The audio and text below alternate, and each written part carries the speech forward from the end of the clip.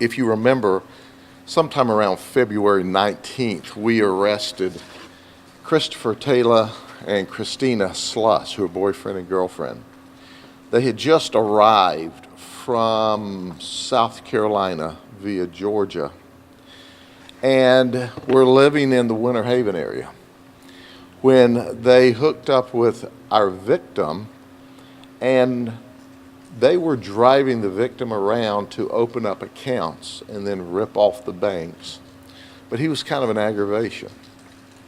So he showed up on this one particular occasion, and Christopher just was not in a good mood that day, and as a result started beating him.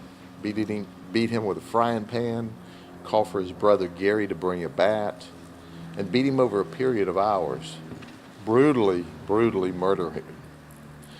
Put him in a bathtub, and then they all went over to Gary's relatives or in-laws and ate dinner.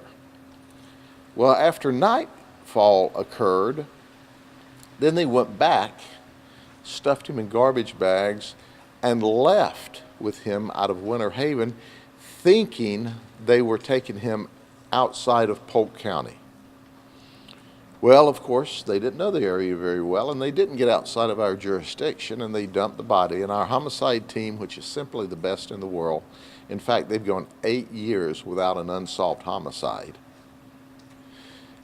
discovered them as suspects. It took a lot of intricate work, a lot of hard work, a lot of shoe leather.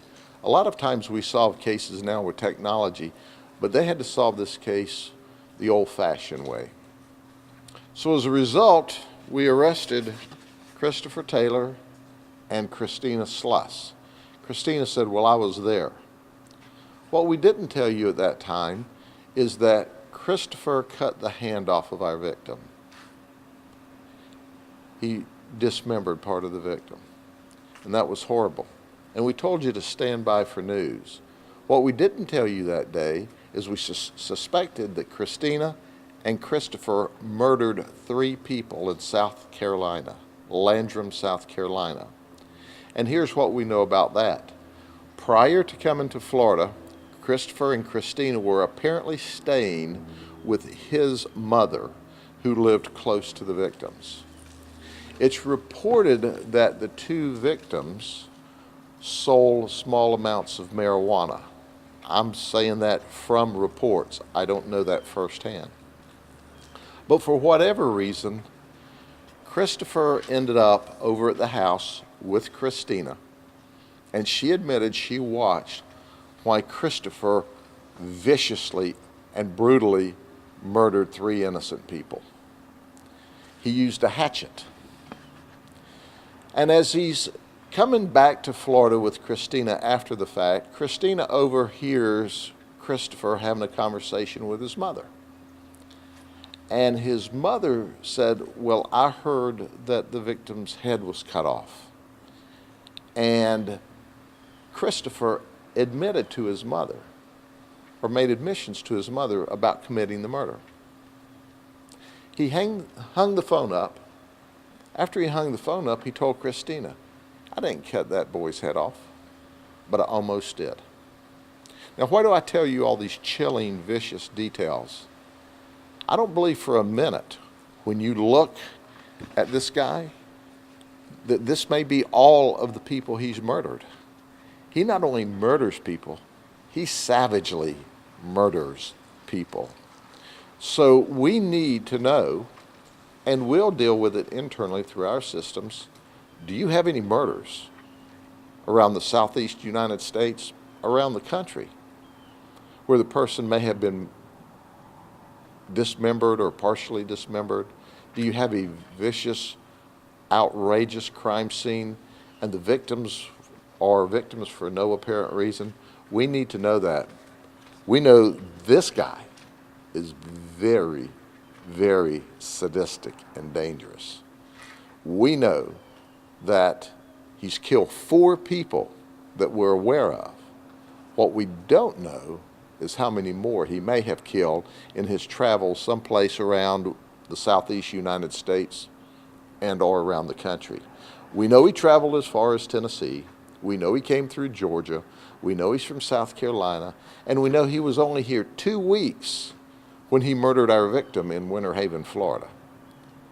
And then, fortunately, Kristina, who has a conscience of sorts, and witnessed this, and participated, she's charged too, and may have been a larger participant in South Carolina, I don't know that, is also charged in South Carolina with 3 counts of first-degree murder. She was at least there, according to her confession to us and to the South Carolina authorities at our office. But keep this in mind. You always paint yourself in the best light, even when you want to confess to 3 murders. So 3 good, innocent people who did not deserve to die died a horrible death because of these 2 people. Okay?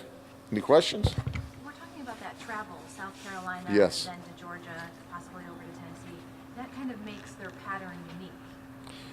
Well, of course, if you're going to come to Florida from South Carolina, you would travel through Georgia, and that's where they stayed. But we heard that they may have been in Tennessee. We don't know that for a fact.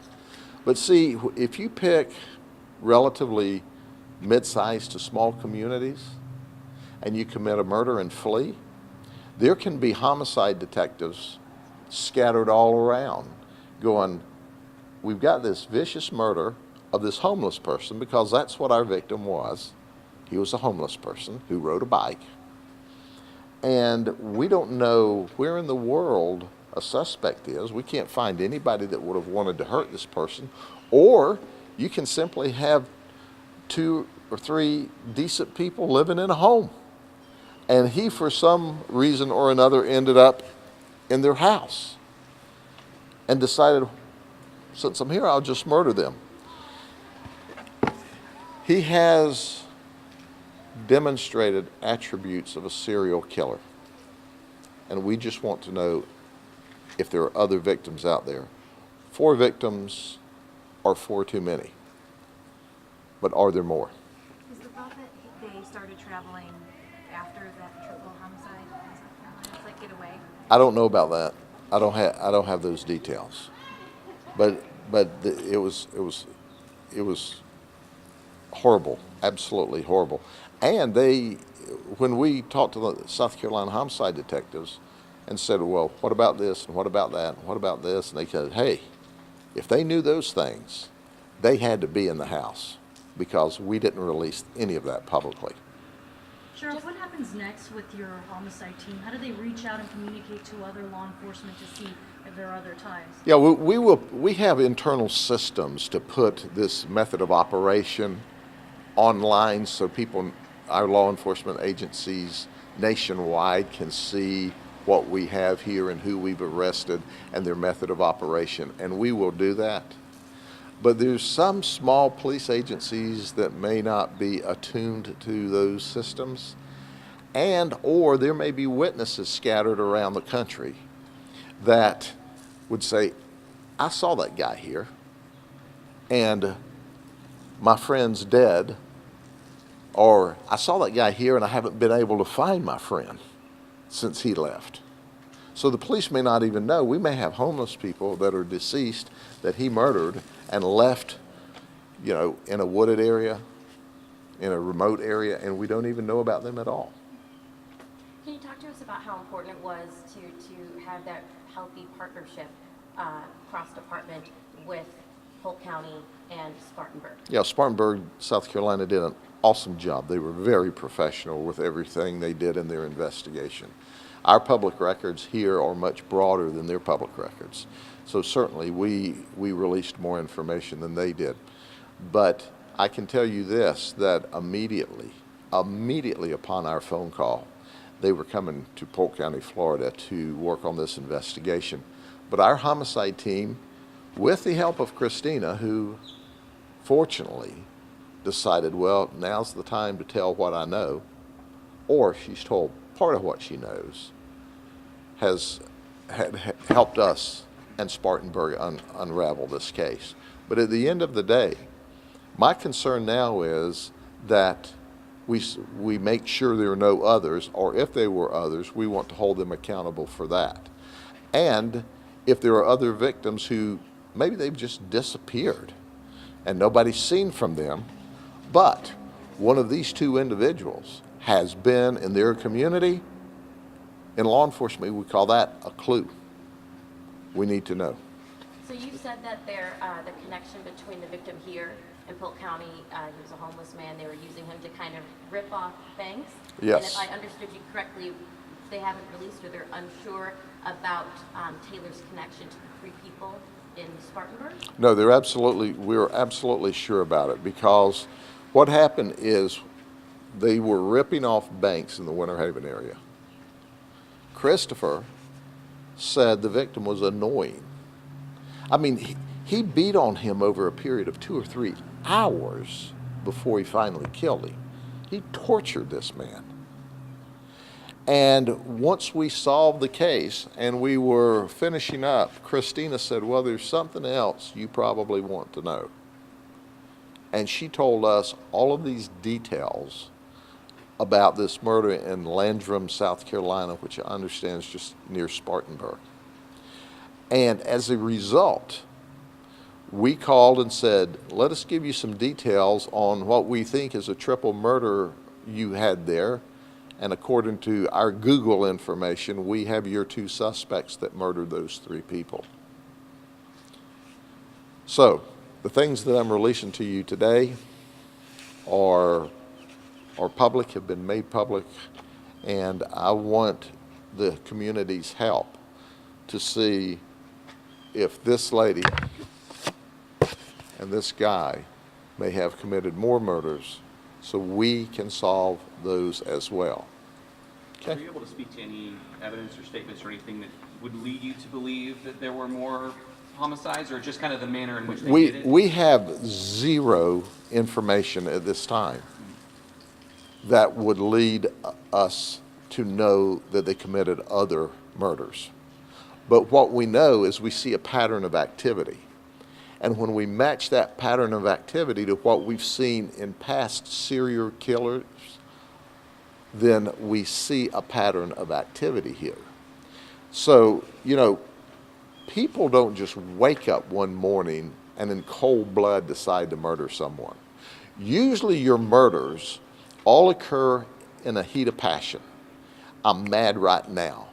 And you overreact or you kill somebody. This guy operated methodically, with malice, and was absolutely, I don't know how much he organized and planned, but he did it with vengeance and anger and rage, not as a result of 2 guys drunk at a bar that got in a fight and one murdered the other. Not as an angry domestic violence that exploded in a home. Not as a burglary or a robbery gone bad and someone shot. This is planned out. This is, well, I'm tired of him. This is, I'm going to beat on him for 2 or 3 hours. I'm going to hit him with baseball bats and frying pans, and I'm going to put him in a bathtub, and I'm going to put him in plastic bags. So what I'm telling you is this guy fits the mold of a sadistic killer. This guy is a sadistic killer. This guy fits the mold and has proclivities of a serial killer. That's why we're here today talking to you about this. We don't want anyone to think that we have evidence, because if we did, we'd have him charged with 5 or 6 or 7. But what we're telling you is if this guy's been moving around the country more than we know, and people are missing, or you have homicides that are open, here's someone you got to consider. Do you know, or are you able to release why Sluss and Taylor were in that house in Landrum? The only thing that I know from the reports is Christopher Taylor's mother lived close by. That would put them in the area, in the neighborhood. Two questions for you. Any connection to gangs for Taylor? And are they facing extradition to South Carolina? There is no indication that they're part of any gang. They will ultimately be extradited to South Carolina, and they'll file the appropriate legal paperwork, but they've got to face first-degree murder charges here. So what normally happens is the South Carolina prosecutors and our prosecutors will get together and say, hey, who has the strongest case? Who has the most evidence? Who can move them through the system the quickest? And they will agree that go ahead and try them in South Carolina first, or go ahead and try them in Florida first. So that will be worked out between the two prosecutorial authorities.